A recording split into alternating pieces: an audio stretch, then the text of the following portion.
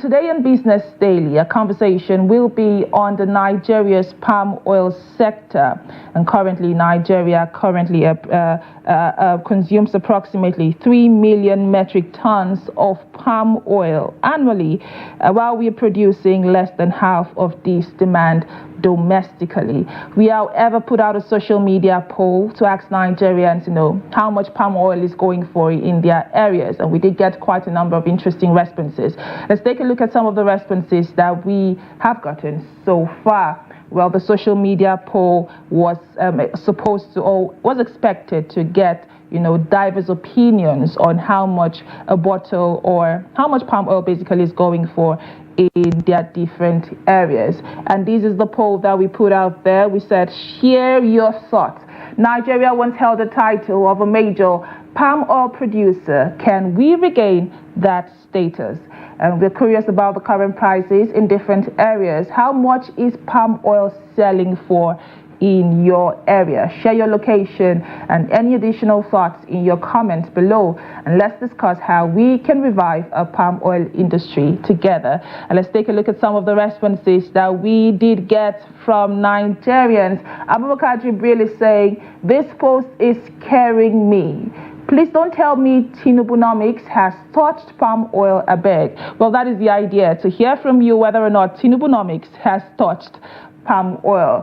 And Abbas Abba is saying that 1,000 a bottle in Jos, 1,000 naira for a bottle of palm oil in Jos.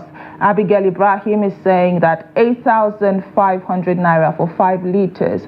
Thank you, Abigail Ibrahim, for sending in your comment.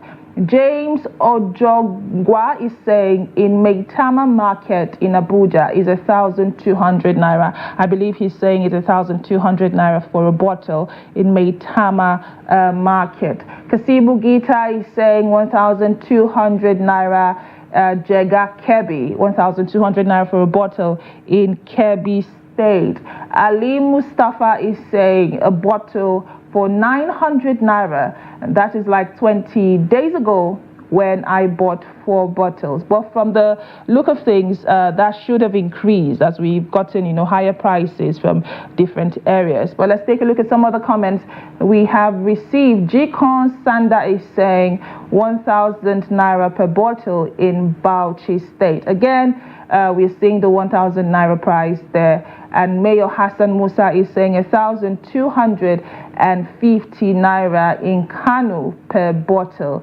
Thank you, Mayor Hassan Musa, for sending in your comment. I believe those are all the responses that we will be highlighting this morning. And like I said before, today the focus is on Nigeria's palm oil sector and how we can, collectively grow the sector. And it's important that we have conversations like this, to ensure that the right actions are taken. And I'm joined now by the president of the National Palm Produce Association of Nigeria, Ambassador Alphonsus Inyang. Thank you, Ambassador, for coming on Business Daily this morning. Thank you very much. Welcome, viewers. Thank you again for joining us. I will just like for you to, paint a picture as to how the palm oil sector in Nigeria is currently faring. Like I said in my introduction, over 3 million metric tons of palm oil Nigeria consumes annually, and yet we're not able to even produce half of that as a nation. But let us hear from you as someone who is a key player in the sector. How would you say the sector is faring as we speak? Well, thank you very much for having me, Chiaka. As we have said in the intro, we live in a time where we consume more than what we produce in the oil palm industry in Nigeria. And it wasn't so in the past. Up to the 1960s, Nigeria was the largest producer and exporter of this commodity world over. And between then and now, many things have happened that have stalled the growth in this industry. So currently, we are importing palm oil and its derivatives, vegetable oils, and other products from palm oil worth over $600 million every year. So we cannot say we are net exporters because we have not even been able to produce enough for our own local consumption. Nigeria is importing palm oil, and it is not a good story to tell in the year 2024. Well said, Ambassador, especially, comparing how Nigeria had fared in the 1960s and what we have now. But you touched on something which I found very interesting. You said diverse factors contributed to that. But we will touch on those factors shortly. Let's go on a short break. When we return, the conversation continues. To stay. And you're still watching Business Daily, coming to you live on Trust TV. And just before the break, we started a conversation on the palm oil sector in Nigeria. And I still have my guest with me right here. He is the president of the National Palm Produce Association of Nigeria, Ambassador Alphonsus Inyang. Thank you again, Ambassador, for coming on the program. Thank you. And just before the break, you started, the conversation where you touched on something that I found very striking. You said that in the 1960s, Nigeria was, the largest producing and exporters of palm oil in the world. And you said a number of factors contributed to Nigeria losing that position. I'd like for you to highlight what those factors were and how they contributed to, Nigeria. I believe Nigeria is currently the fifth largest producer. Yes. Some of the factors include, number one, successive governments. Because what even took Nigeria to that position was the intention of governments and then the actual putting things in place by government, just like it is in Indonesia and in Malaysia. It was government. Oil palm sector is not a sector that the private sector can just go on its own because of the gestation period and that is capital intensive. Governments of that period made it as a plan to make sure that Nigeria dominates. Remember, Nigeria is the place that oil palm was taken to anywhere else in the world. Indonesia, Malaysia, they got it from here in the 18th century. So it was government program to see that Nigeria dominate in this sector. Just that there was program on coconut, on the cocoa, and also on groundnuts. So, but the discovery of the black gold. That is oil. Oil now made government to now pay more attention on oil and gas, petroleum, than in palm oil. Palm oil is the red gold, and the red gold has to do with the people. But the petroleum sector has its own few number of people in charge of it. So that now became Nigeria's economic base. So that is the major reason, lack of interest in government. In 2024, we still have palm trees that are older than me. I am over 50 years old, and we still have palm trees that are older than me. Otherwise, they're supposed to have been cut down when they are 25, 30 years and new ones planted. So all that we have and we have them 70 years, 80 years. They are still standing in my village and in your village. What do they give us? One breadfruit bunch per year, or two. 1 to 2 breadfruit bunches per year. That's the bunch, the oil palm bunch, which is not good enough for the economy. So most of the millions of palm trees standing in Nigeria are competing with the ones in Indonesia, Malaysia, Thailand, and Colombia. Theirs produce an average of 25 bunches per year, one. But ours produces at maybe 1 or 2 bunches per year. So you see the comparison, you cannot count. So we look at it that the old palm trees have not been replanted by a determined plan and action of government. And we still have them standing, occupying the land. The farmer cannot make use of it because the smallholder farmers cannot do the replanting on their own because of the capital intensiveness of the sector. They need program of government. They need proper action of government for replanting and regenerative agriculture in the oil palm sector. Otherwise, it will persist. Well said. Talking about the intentionality of government, in the course of my research, I found out that some of these nations that have, surpassed Nigeria in production and exportation of palm oil actually started by getting their seeds from here in Nigeria. I believe Malaysia also got their seeds. Malaysia got from here. Indonesia now extended to Indonesia. Now Malaysia too is almost at the same position with Nigeria in terms of expansion. Limited land. They are 1/3 the size of Nigeria, population of 33 million. And now They have the problem of workforce. After COVID, the 80% of their workforce are from outside in Malaysia, from Nepal, from Burma, from Indonesia, from Yemen, and other parts of Southeast Asia.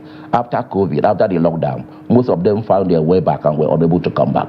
If you go to Malaysia now, you see thousands upon thousands of hectares, no harvest, no pruning, no maintenance, because the workforce is no more there.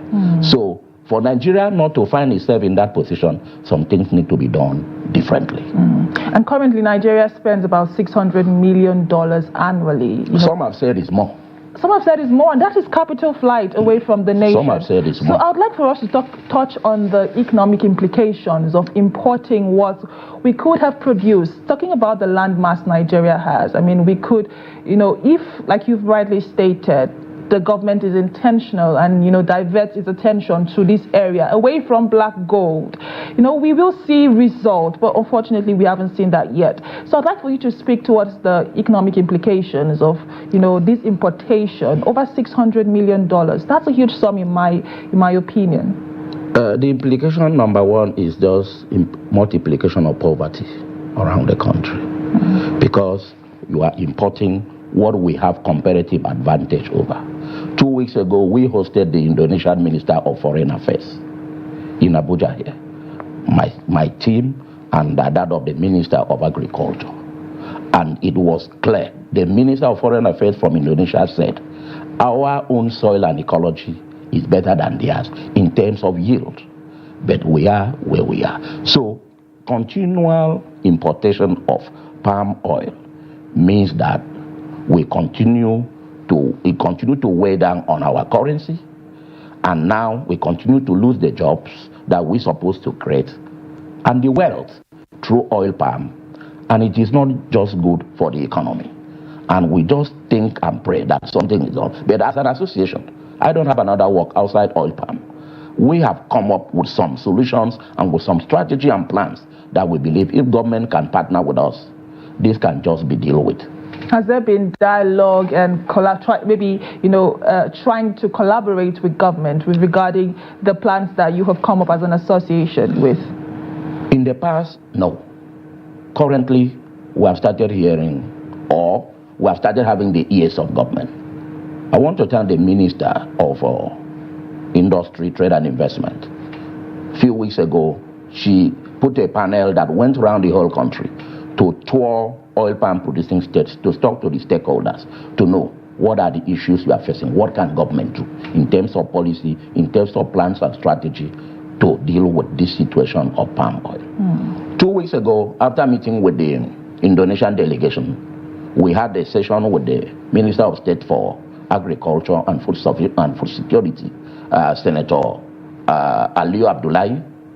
He has given instruction to the relevant department, the Federal Department of Agriculture, to put together a technical working group on oil palm to come out with action points where what is needed from government to be done for us to recover our lost ground in oil palm.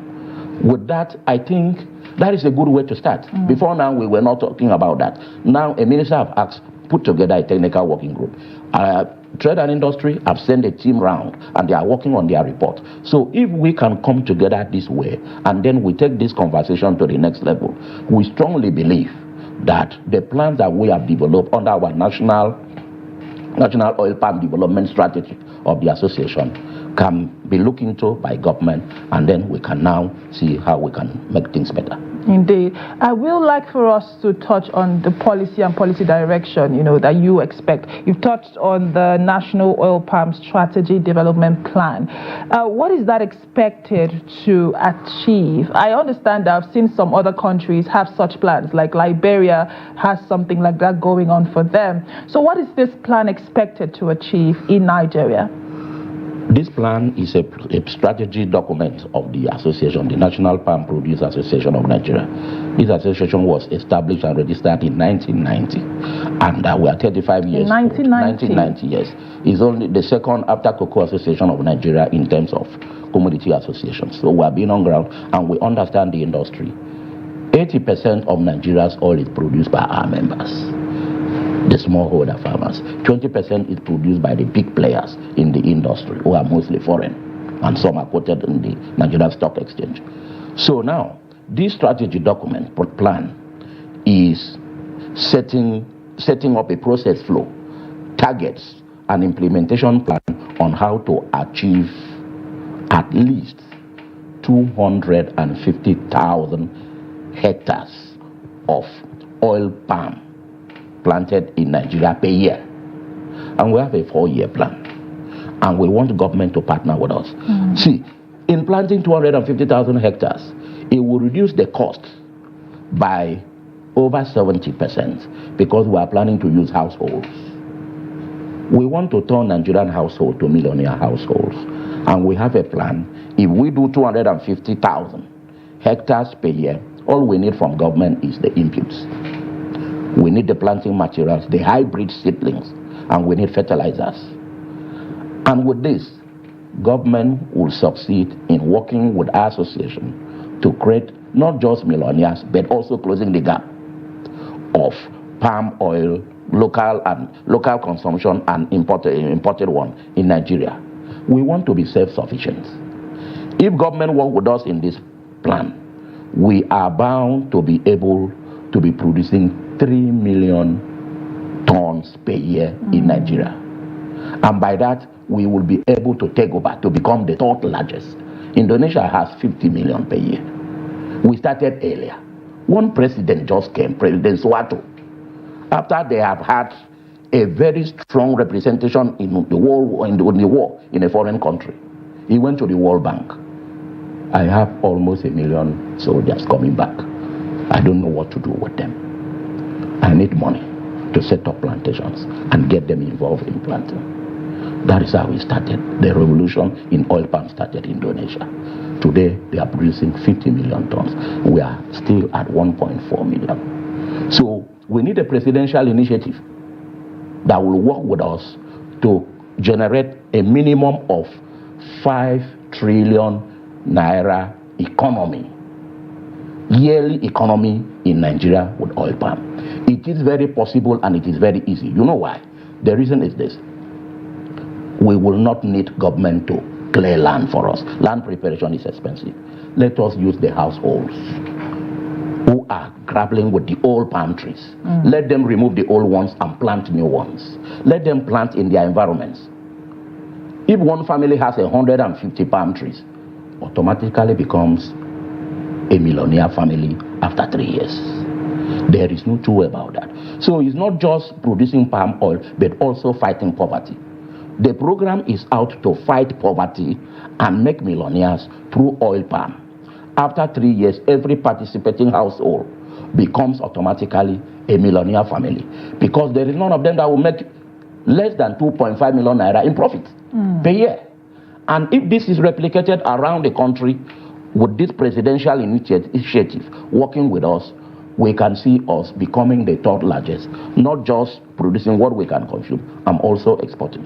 Currently in Africa, Côte d'Ivoire is the only country that is self-sufficient in palm oil production. Côte d'Ivoire. Côte d'Ivoire. They are number 1 in cashew in the world, and they are number 5 in coffee.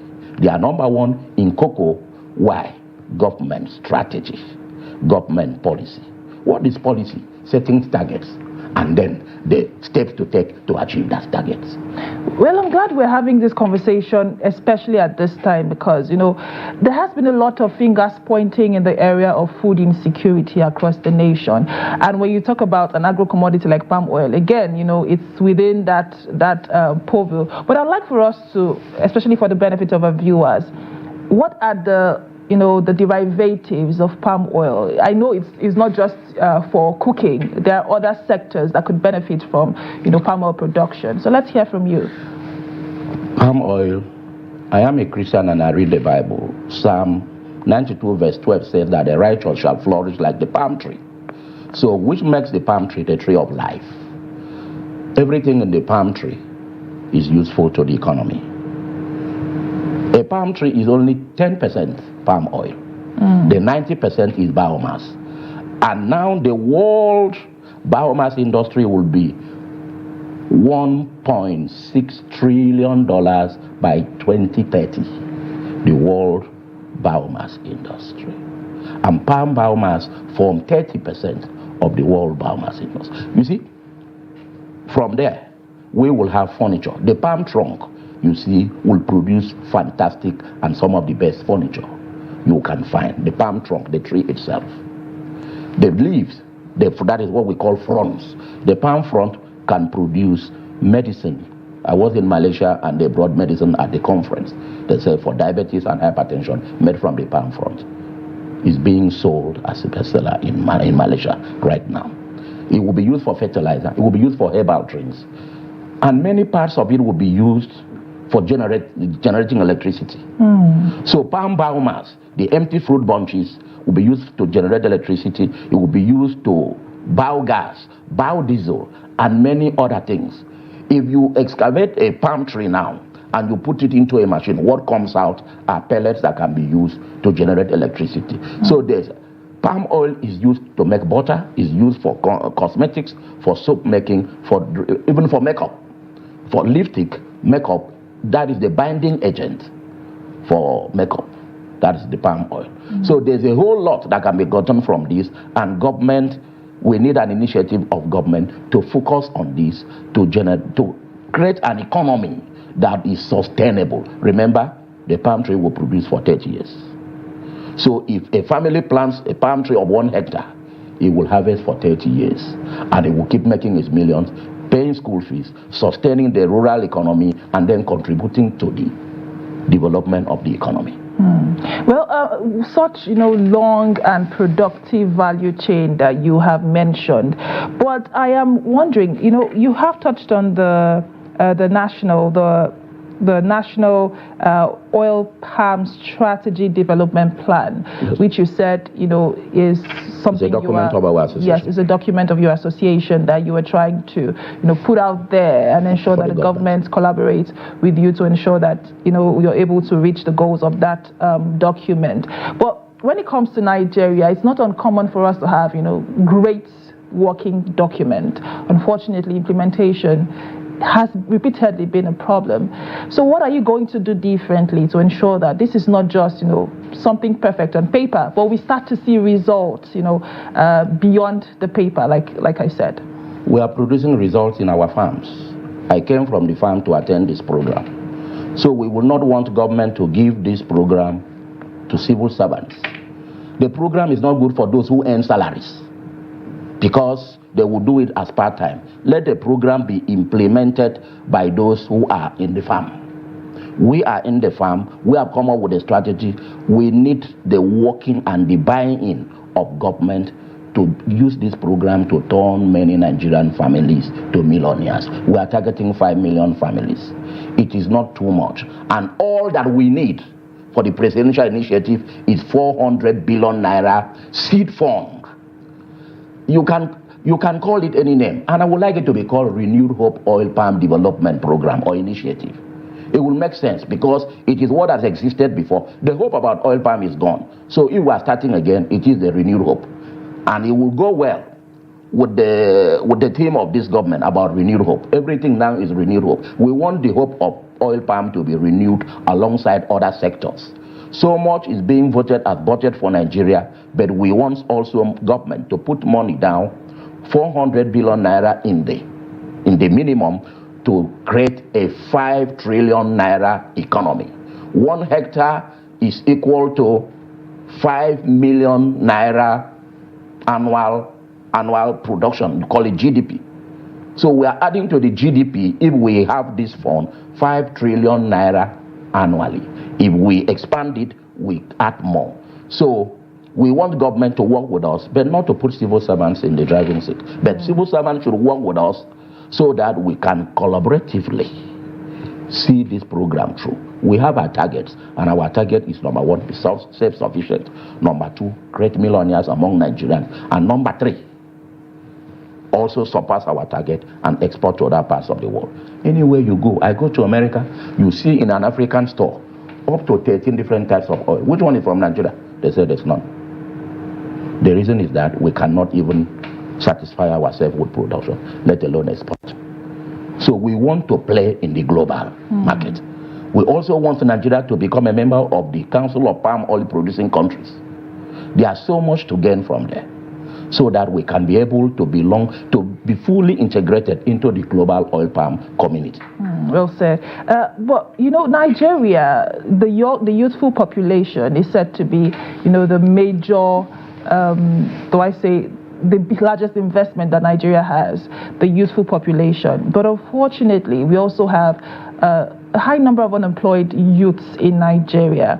And you talked about, you know, creating jobs and ensuring making millionaires out of families. And the question now is this something that the youth have been interested in? I ask this because unfortunately we have most young people wanting to, you know, do white-collar jobs and stay away from dirt and farm. But has that been your observation so far? And what has the, you know, the level of acceptance amongst the Nigerian youth been so far? I have been doing this job as national president. This is my 5th year. And most of the people that we have helped to set up farms, plantations, some plant 20, some plant 150, or more than that, have been youths, Nigerian youths. Have been youths? The reason is that the right language have not been used to communicate with them. Now I'm talking about making millionaires out of this. It has not been said like that before. We are making it known to them that, look, if you plant 150, after 3 years you become a millionaire, and you remain a millionaire for 30 years. Indonesia have created 16 million millionaires from rural Indonesia through their core and plasma model. So we want this government bring NALDA back. Let the youth know that there is land prepared by government. There are inputs ready, and the off-taker is ready. They will be interested. In the 90s, NALDA came under a military government. It prospered. Youths were involved. So youths accepting this has been one of the easiest tasks we have had. They call me every day. I will post something on Facebook. Today, I almost came late for this program because of engagement by Nigerian youths. I saw what you posted, and I'm interested. One called me and said, I want to buy 10. He's a graduate. He's a web designer. I want to buy 10. Some say, I want to buy 20. I have one plot. How many can enter there? And sometimes you think they will say, it's only 15, it's only 20. It means I don't have. They say, I want to buy. And they are buying, and they are planting. They are accepting it because it is sustainable, it is standing, and you are seeing it. Imagine one palm tree giving you 20 bunches per year. One bunch goes for 1,000 naira, and you have 150 of them in 1 hectare, and you are just going to be looking at it fruiting. They like it. They stand by it and take pictures and send to me, Nigerian youths. Let me tell you what will shock you, including Nigerian female youths. They love this business because they might not necessarily have to process, harvest. Off-takers are waiting everywhere to buy from you and go and process in their mill. You said something that I found very interesting, you know, talking about the youth that is a web developer and is also buying. And what crossed my mind is, you know, technology, innovation. Is there a fusion of that, you know, towards the attainment of the goals that your organization or association has set out for? Are you talking about technology? Are there innovative ways towards, you know, speeding up the process? We have already been deploying technology in the management of plantations in terms of the counting of the number of palm trees. There are technology that we use to that in terms of even the harvesting. Now we tell these youths, look, it's not that old one you have to climb. They are harvesting tools. They are mechanized ones. You just stand here, no matter how tall, and set it. Brrr, it's down. Brrr, it's down. They like it. They want to be involved in it.